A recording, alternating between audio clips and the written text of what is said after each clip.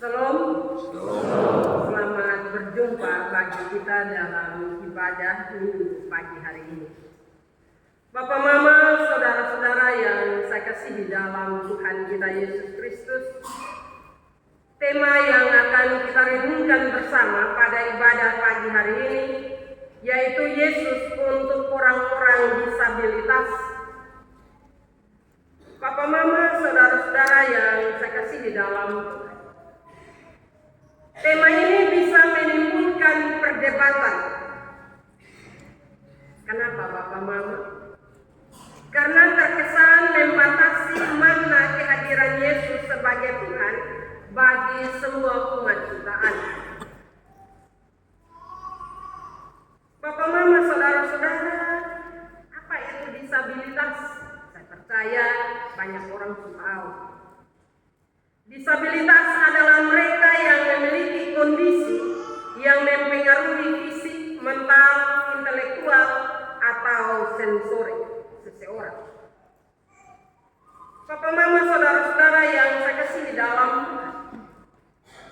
kenyataan hidup kita saat ini, ketika kita melihat orang yang punya kelainan fisik dari kita, apa kata kita?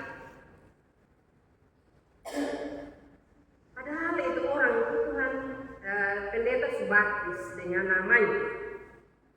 Tapi kita yang tahu tentang kebenaran, justru kita yang bersalah. Tuli sudah, pincang sudah, buta sudah. Bapak, Mama, saudara-saudara yang saya kasih di dalam Tuhan, mari kita belajar dari firman Tuhan pada pagi hari ini. Firman Tuhan yang mendasari renungan hari ini memang merujuk pada seorang laki-laki yang buta sejak lahir, yang oleh budaya saat itu dianggap sebagai akibat dari dosa, baik itu dosa turunan atau dosanya sendiri. Dan bukankah kita juga mengatakan demikian ketika kita melihat seseorang yang kelainan fisik, kita akan tahu kenapa? Kenapa itu orang buta? Kenapa itu orang cacat?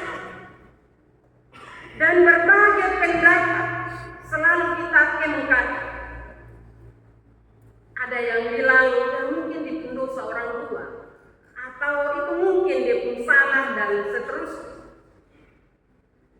Hal itu sekali lagi terjadi juga pada saat Tuhan Yesus bertemu dengan seorang laki-laki yang buta. Sehingga firman Tuhan ini sesungguhnya ingin mengajarkan bahwa kondisi itu tidak karena dosa siapa-siapa, tapi karena Allah mau menggunakan semua orang sebagai alat untuk menyaksikan kepada dunia ini kuasa dan kasih Allah. Ini bisa kita lihat di ayat yang ketiga. Bapak, Mama, bahwa disabilitas itu bukan karena dosa, tetapi karena pekerjaan-pekerjaan Allah harus dinyatakan melalui dan oleh orang-orang yang memiliki keterbatasan tertentu. Mereka juga adalah milik Allah.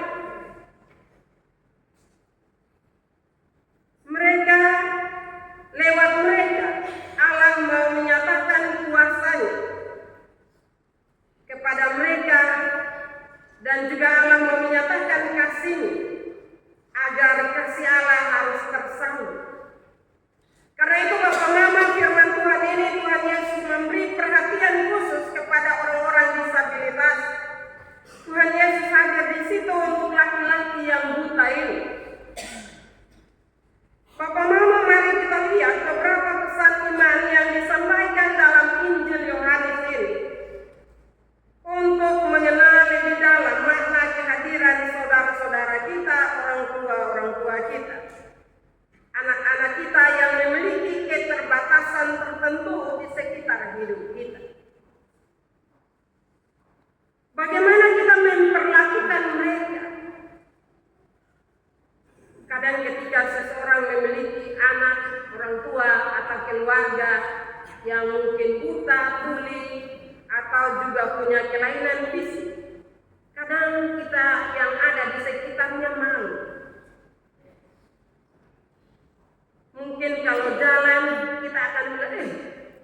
berjalan lurus, dan seterusnya. Tapi bagaimana kita melihat kepedulian Yesus bagi laki-laki yang buta ini? Hal yang pertama, Yesus peduli terhadap orang-orang disabilitas. Orang buta disembuhkan, orang tuli mendengar, orang lumpuh berjalan, orang yang dirasuki setan dibebaskan. Perempuan yang mengalami pendarahan selama 12 tahun disembuhkan. Yang dimana mereka menganggap orang-orang seperti ini mengganggu hal-hal yang ada di sekitar masyarakat, tetapi justru Tuhan Yesus menyembuhkan mereka. Semua ini adalah pengajaran iman bagi kita untuk ikut peduli, untuk ikut mengasihi, melindungi, dan menyayangi orang-orang disabilitas.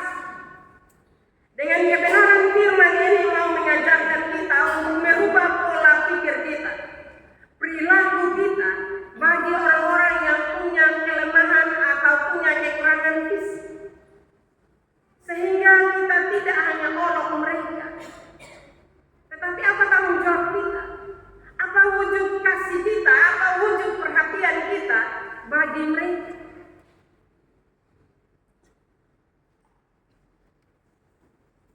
Sadar atau tidak, kadang kita membuli, bahkan kita menyisihkan dari pergaulan sosial kita.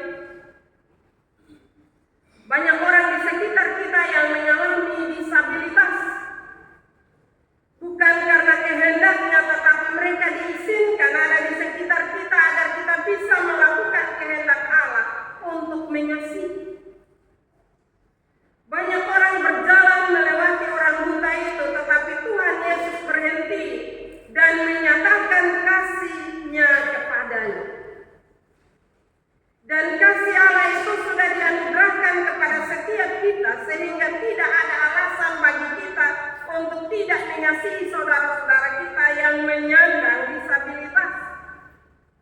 Karena itu, dalam menjalani hidup ini, Bapak Mama, kalau ketemu orang yang punya kelemahan fisik, mental, maka jangan menjauhi mereka.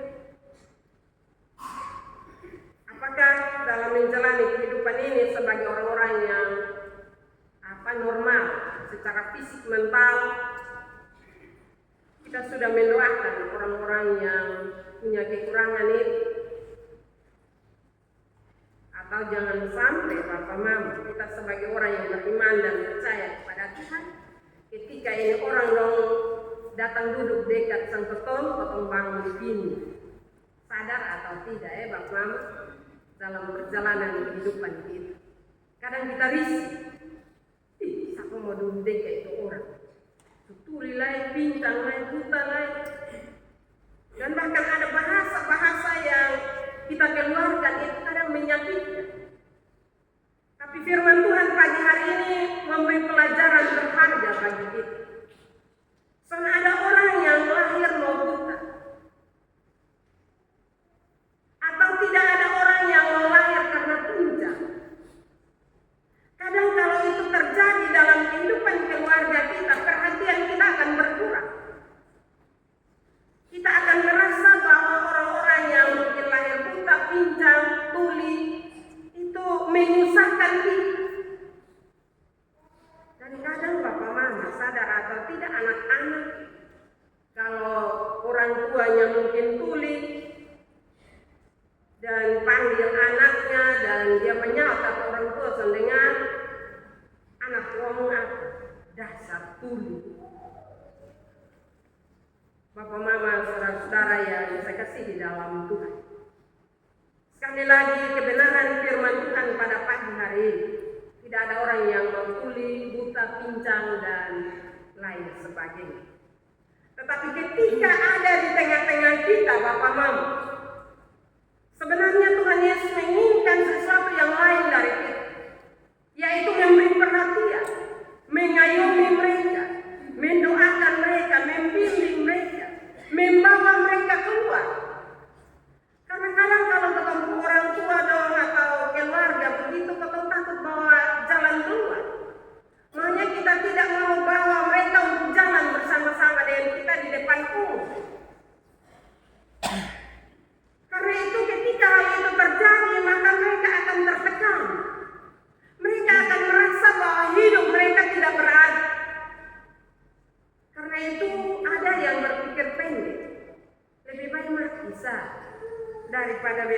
hidup jadi beban bagi orang lain. Kalau hal itu terjadi dalam kehidupan keluarga kita, maka kita sebagai orang yang beriman dan percaya kepada Kristus, kita sudah membuat sebuah kesalahan yang besar. Karena itu Bapak, Mama, saudara-saudara yang saya kasihi dalam Tuhan, kita bersyukur karena Gereja Getsemani Taurus Timur sudah menyediakan tempat bagi orang-orang yang disabilitas, yang tidak bisa berjalan, tempat untuk kasih masuk kursi roda sudah ada. Karena itu Bapak, Mama, saudara-saudara, ketika punya keluarga, bawalah mereka. Sehingga mereka tidak terkurung dan mereka berpikir pendek. Tapi mereka berpikir bahwa ada masih banyak orang yang peduli dengan mereka untuk mendoakan, memberi perhatian bagi mereka. Terutama Tuhan memberi perhatian bagi mereka. Tuhan mau menolong mereka. Mungkin ketika mereka datang saat itu belum memperoleh kesembuhan, tapi setidak-tidaknya ada penyegaran rohani dalam kehidupan mereka. Sehingga Bapak, Mama, jangan malu untuk bawa mereka. Ada yang menyatakan begini, pendeta kalau mau pergi gereja tuli jadi dengar apa? Bapak, Mama, Tuhan punya cara untuk mengartikan firman itu bagi mereka. Kadang betul sudah mau. Karena itu marilah Bapak, Mama, firman Tuhan pagi hari ini mengingatkan dan menyadarkan kita semua. Hal yang kedua, disabilitas bukan kutukan tetapi kesempatan bagi karya Allah.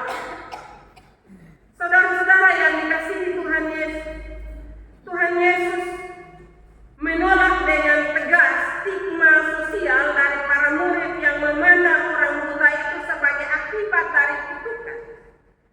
Tuhan mau mengajarkan kita bahwa kondisi orang buta ini adalah alat penginjilan dan sekaligus sebagai ladang pelayanan.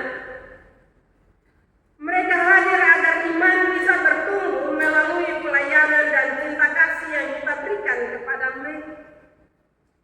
Dan melalui pelayanan yang kita berikan kepada mereka, itu menjadi saksi kasih Allah kepada siapa saja dengan cara mereka sendiri.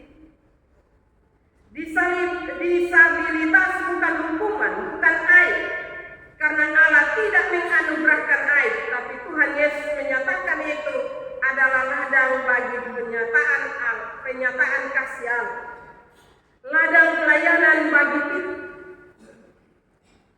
Siapa yang Tuhan uji, tetap melayani orang tua, saudara atau anak-anaknya yang mengalami disabilitas, kepadanya akan diberikan berkat yang berlimpah di dunia ini dan mahkota kemuliaan di sorga menanti. Karena itu Bapak, Mama, kalau itu janji Tuhan, janganlah merubah janji Tuhan dengan mengomel Bapak, Mama. Tetapi sabar, berdoa minta ketabahan dan kesabaran untuk memberi pelayanan yang terbaik bagi orang-orang disabilitas di sekitar kita. Ini janji Allah bagi kita dan banyak orang telah menyaksikan dalam hidupnya. Hal yang ketiga, Yesus memulihkan dengan cara yang penuh kasih. Tanpa kasih tidak ada pekabaran Injil, tanpa kasih tidak ada pelayanan yang sungguh-sungguh, tanpa kasih hanya ada kemunafikan. Di depan orang terlihat sangat perhatian kepada orang-orang yang membutuhkan perhatian khusus, tetapi di belakang perlakuan terhadap orang-orang disabilitas tidak seperti yang Tuhan Yesus ajarkan. Kasih itu panjang sabar, karena itu dengan kasih kita bisa melayani orang-orang disabilitas kita. Dengan kasih itu juga kita dapat memperlakukan mereka dengan lemah lembut. Karena itu bertobatlah kita Bapak, Mama, ketika selama ini kita kasar dengan orang-orang yang punya kekurangan dan kelemahan. Sehingga hanya dengan kasih kita bisa memberikan perhatian yang dibutuhkan oleh orang tua, oleh saudara, atau anak-anak yang membutuhkan perhatian khusus. Mungkin di sekitar kita, mungkin di rumah kita,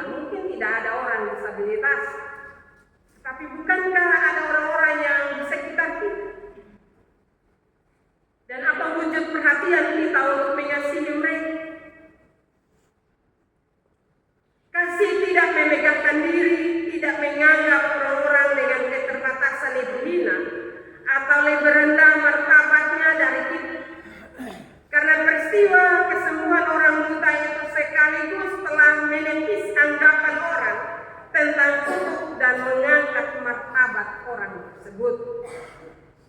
Hal yang keempat, kesaksian nyata lebih kuat dari perdebatan rohani. Saudara-saudara yang saya kasihi dalam Tuhan, di antara perdebatan orang-orang yang melihat si buta telah melihat tentang dia yang dulunya buta, dia yang dulunya pengemis, terhenti hanya oleh satu frasa dari laki-laki yang sengguit bahwa benar akulah itu.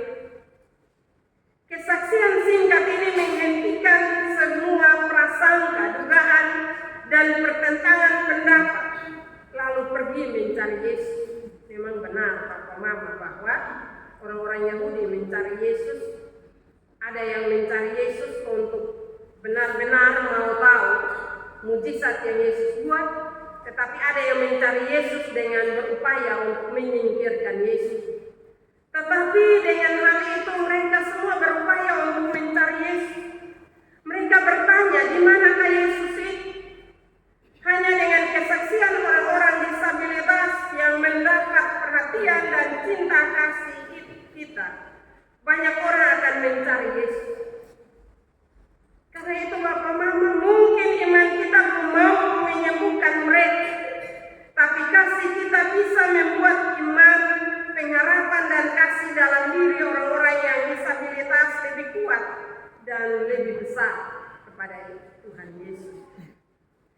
Dengan mendengar kembali firman Tuhan ini, biarlah kita sadar bahwa orang-orang tua kita, saudara-saudara atau anak-anak kita yang mengalami disabilitas adalah Allah Tuhan untuk menerangi dunia ini. Dan Tuhan selalu ada untuk mereka. Karena itu marilah kita yang sehat walafiat, kita semua berdoa agar kita mengambil tanggung jawab untuk memberi perhatian walaupun kecil, walaupun sederhana. Tapi marilah kita berdoa. Karena kenapa saya bilang kita harus berdoa? Karena ketika kita tidak berdoa, maka kita akan membuli orang-orang yang kekurangan fisik itu, bahkan kekurangan mental itu. Kita berdoa sehingga ketika kita berjumpa dengan mereka, ada perhatian yang kita berikan bagi mereka. Jangan sampai dari mulut kita yang percaya Tuhan Yesus mengolok atau membuli mereka. Karena kalau itu terjadi dalam kehidupan kita, apa yang diteladankan Yesus dalam kehidupan iman percaya kita kepadanya, kita tidak melakukannya dalam hidup keseharian kita. Karena itu marilah kita kembali dengan merenungkan firman ini dan memohon pimpinan dan penyertaan Tuhan lewat kuasa Roh-Nya yang kudus, memampukan kita untuk memberi sesuatu yang lain, sesuatu yang baik bagi orang-orang yang disabilitas. Firman Tuhan memberkati kita pada pagi hari ini. Amin.